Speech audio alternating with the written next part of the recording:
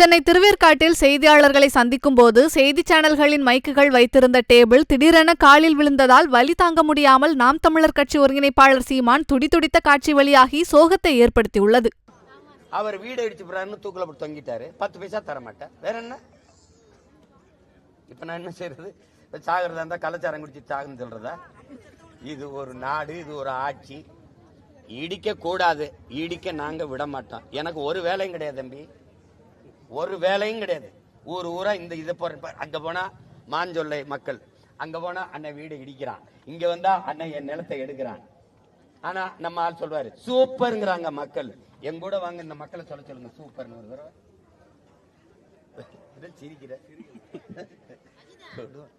அழாம இருங்க.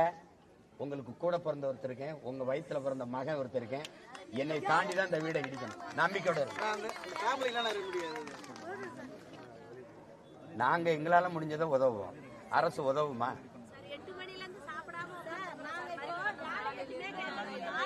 நீங்க மறியல் பண்ணி என்ன நிம்மதியா வீட்டுக்கு போங்க. உங்களுக்கு ஒண்ணுன்னா என் தம்பி இங்கதான் இருக்கிறாங்க, உடனே என்ன கூப்பிடுவாங்க. அடுத்த நொடி இங்க வருவேன். அதிகபட்சமா நான் வர 1.5 மணி நேரம் ஆகும். உங்க வீட்டுல போயிருங்க. அப்படி வந்தா என்னை கூப்பிடுங்க, நான் வரேன். நான் தனியா வருவேன்னு நினைக்காதீங்க. பல்லாயிரக்கணக்கான பேரோட வருவேன்.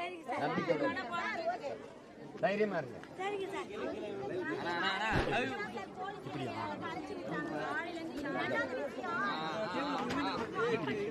இப்ப நான் அடிக்கிறேன்.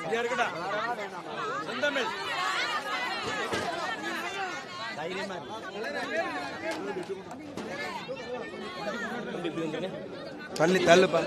தள்ளுப்பா தம்பி.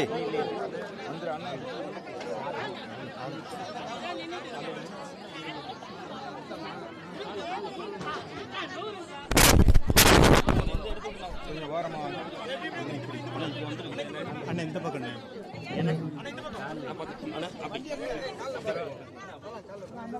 தைரியமா இருக்கு. நான் திருப்பி வருவேன். செய்திகளை உள்ளது உள்ளபடி தெரிந்து கொள்ள ரெஃப்ளெக்ட் நியூஸை சப்ஸ்கிரைப் பண்ணுங்க.